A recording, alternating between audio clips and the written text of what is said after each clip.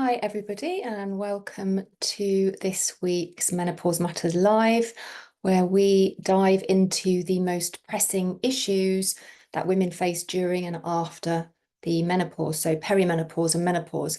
Now, let me just silence my notifications. And just if you are new to my Menopause Matters Lives, I'm looking in two different places because I'm recording on Zoom and also live on Instagram. So if I'm looking here, I'm looking at Instagram, and if I'm looking here, I'm looking down at Zoom. So that's why my eyes are going back and forth. So today we are going to be tackling a very sensitive but often misunderstood issue, which is hair loss in women over 40.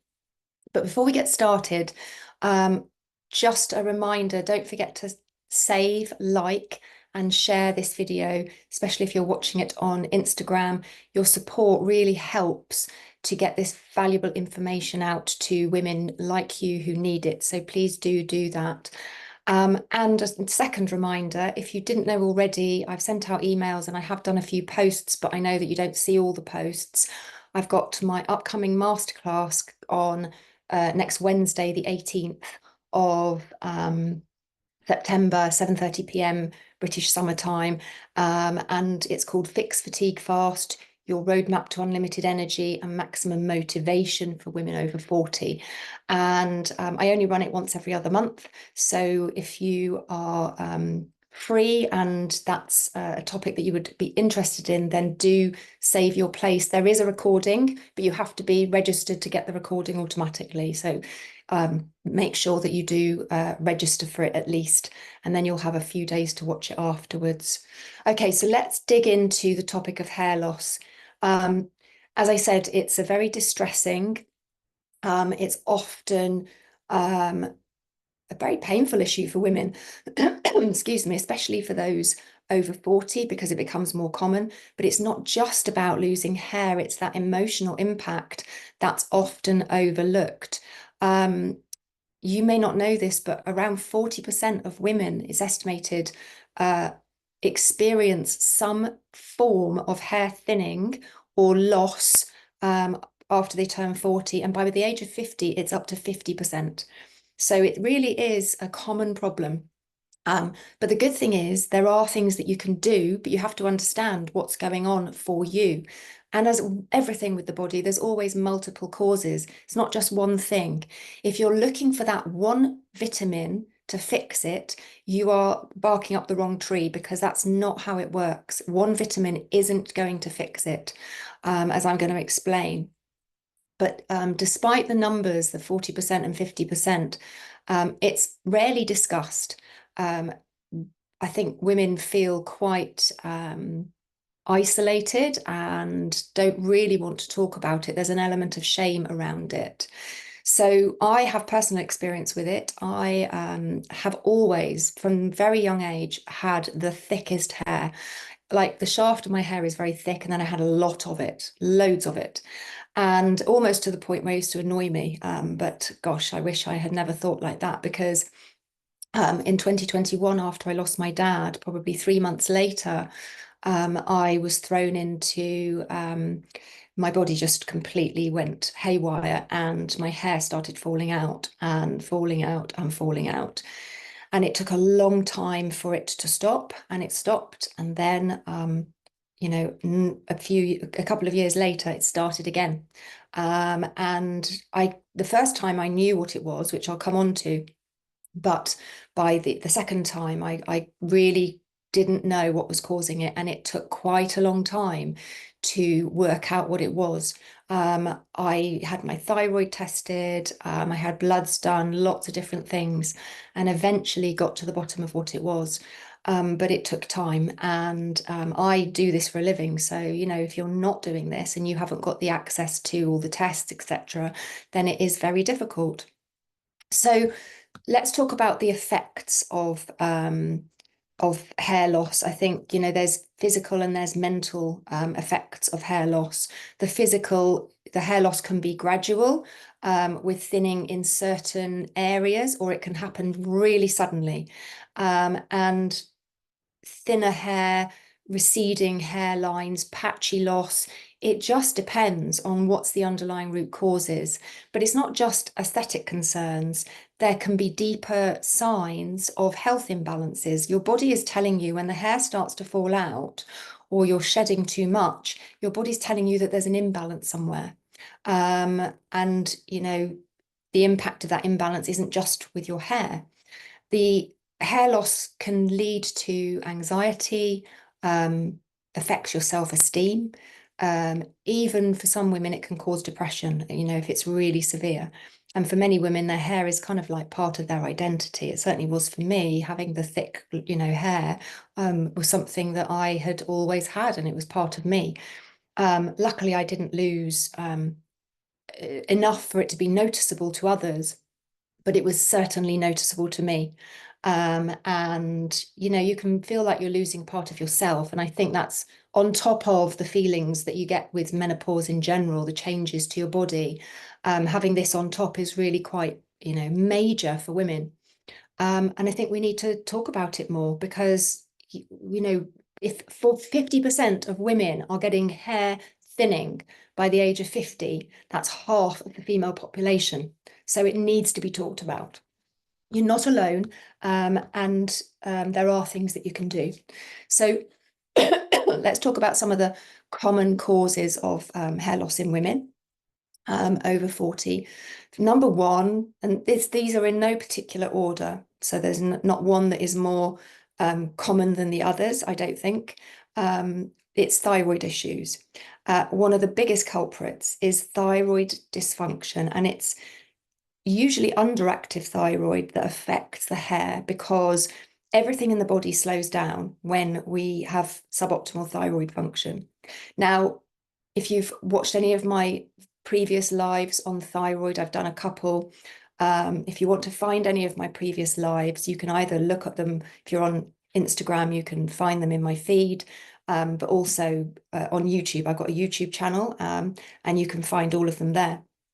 But I talk about thyroid issue and the fact that it slows everything down in the body. If thyroid hormone isn't getting into the cells where it needs to be, everything slows down in the body. So weight loss becomes harder, skin can become drier, and hair loss can happen. And so it is one of the big causes. And unfortunately, unless you're at a very extreme level of hypothyroidism, then you won't be diagnosed. So you can have suboptimal thyroid function that is bad enough to be affecting your hair, but it won't be picked up by your GP or acknowledged by your GP. So just bear that in mind. The second one, and this is the one that affected me, is excess hormone called DHT. It's an androgen hormone. It's related to testosterone, and it is a hormone that women have, but shouldn't have too much of. Now, before menopause or perimenopause, we have enough estrogen. Most of us have enough estrogen to oppose that DHT and to keep things balanced. But as the estrogen levels drop during perimenopause, DHT becomes more dominant. So it's not necessarily excess DHT or having too much DHT.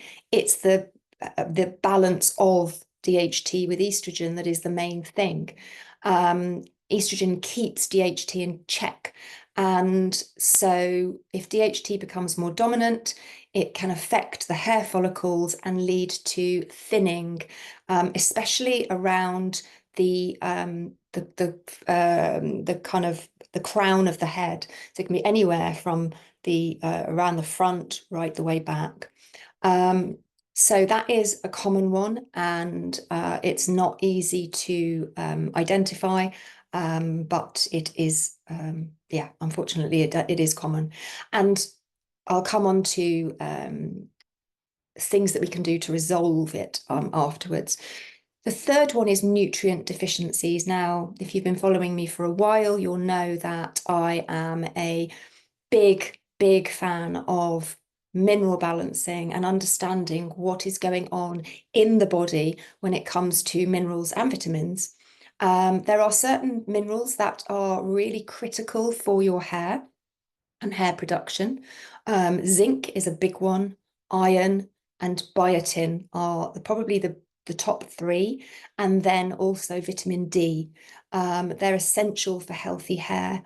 Um, what I don't agree with is just going and taking a load of those supplements without knowing if you need them. Um, but without the right levels and the right balance, your hair can really suffer and lead to thinning, shedding, and also brittleness. So if your hair just doesn't grow very fast, or it's very dry, brittle, that is usually something to do with a deficiency in the body. Um, but it's rarely one thing with hair loss. As I said, it's usually a combination of hormonal changes, nutrient imbalances, and underlying health issues. So solving it requires a holistic approach. You've got to hit everything. You can't just take a biotin supplement and then expect your hair to suddenly be full and luscious again. It's not going to happen. And then the fourth big cause, and this is the one that affected me in 2021, is the stress. It's huge. And what will often happen is your hair shedding or your hair loss will start maybe 2 months, 3 months after. So sometimes it's hard to correlate that back with what happened. But if you think back maybe 2, 3 months, that's often what the trigger. I knew for sure that my hair started to fall out because of the loss of my dad, the very sudden loss. It was the trauma of that that did it. And when I speak to women often who have lost a lot of hair, something has happened to them. Maybe they've lost somebody, or they've had an injury or an illness or something. Um, High levels of cortisol, the stress hormone, can disrupt the hair growth cycle, leading to increased shedding. And it is often shedding. It's like it's all over and it just falls out. It's called telogen effluvium, where stress pushes hair follicles into the resting phase, which is the telogen phase, and that causes thinning over time. The chronic stress that many women face at this stage of life, balancing careers, family, and health changes, can make hair loss much, much worse. But it's not just the emotional, mental stress, it's the whole stress on the body, including the stress caused by eating poor diets, drinking too much alcohol, over exercising, and toxic chemicals that we come into contact with. All of those are cause a stress load. We call it a stress load, and it's the stress upon stress upon stress on the body that does it. But also sudden physical stress, as I said, can cause it, like an illness, a surgery, an injury, childbirth, and of course the grief and loss as well. So let me just talk about what you can do to start addressing it.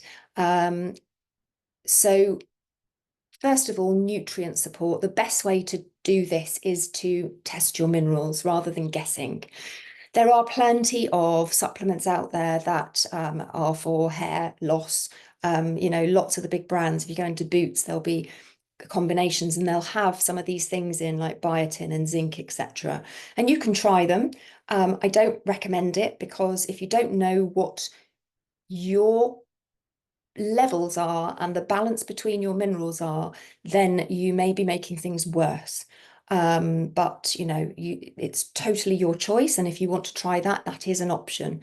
My preference is always to know what your body needs, because you just can't know, you can't guess. But nutrient support, really important. But getting foods from your diet is never going to harm. So making sure that you're eating the foods that have got that are rich in zinc. A simple search online will show you a list of foods that are high in zinc. Animal proteins are the best source of zinc, but there are others too. They're also a very good source of iron.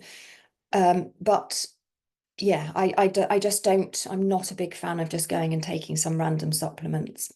Um, Hormonal balance, focusing on balancing your hormones, supporting estrogen levels as much as you can. Of course, and progesterone. Of course, during perimenopause, our hormones start to go haywire, and some will say try HRT, but I have not seen any evidence that taking HRT helps with opposing or balancing DHT. I may be wrong, but I haven't seen any studies to say that. And having tried it myself, I didn't notice any improvement at all. So I don't think that helps, but I may be proven wrong. Um, Managing your thyroid, if you suspect thyroid issues, get it checked out. If your GP tells you that you don't have thyroid issues, but you feel that you have enough symptoms, again, a simple search for the main causes of the main symptoms of thyroid issues, suboptimal or hypothyroidism, underactive thyroid, you can just look it up and see how many of those do apply to you. And if there's quite a few of them and you're not getting anywhere with your GP, if you can, get private testing done and work with somebody like me who can actually look at it from a functional perspective. We're not looking for disease. That's what your GP is supposed to do. We are looking for function and making sure everything is working as it should be. But if you have got thyroid issues and nothing's done about it, then getting hair to grow again is going to be very difficult. It's a holistic approach, as I said, it's never one thing.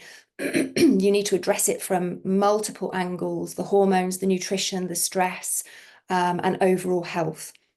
And that's what I work with my clients with. And that's why we work for, in my main program, Revitalize Your Menopause, we do that for 6 months because we want to cover everything, not just one thing. So I hope that was helpful. We've covered a lot today, everything from emotional toll of hair loss to the common causes, and I've given you a few initial ideas of where to start. If this resonated with you and you found it helpful, please drop a comment or send me a message, like and share. And save it if you find that would be helpful. And remember, you're not alone. There are always ways to tackle this. I was not going to give up on, when my hair started coming out again, the second time around, there was no way I was going to give up because I wasn't going to accept getting thinner and thinner hair. There's always something that you can do. And before we wrap up, don't forget my masterclass is next Wednesday, the 18th of September at 7:30 p.m. British Summer Time, and we'll be diving deep into energy management and motivation, brain fog, and everything to do with a body slowing down, which is what most of my clients find is that their bodies are slowing down. So if you're interested and you haven't got the link for that yet, just comment masterclass, and we'll send you the info, or you can just drop me a DM in the messages wherever you're watching this, and we will get you the link. All right, thank you very much for joining today. If you found it helpful, please do give it a like and a share. All right, I shall see you next week when I'll be back for Menopause Matters Live. I haven't decided what topic yet. I will probably be asking you to tell me what topic you'd like me to cover. So look out in my stories on Instagram. All right, take care. Bye for now.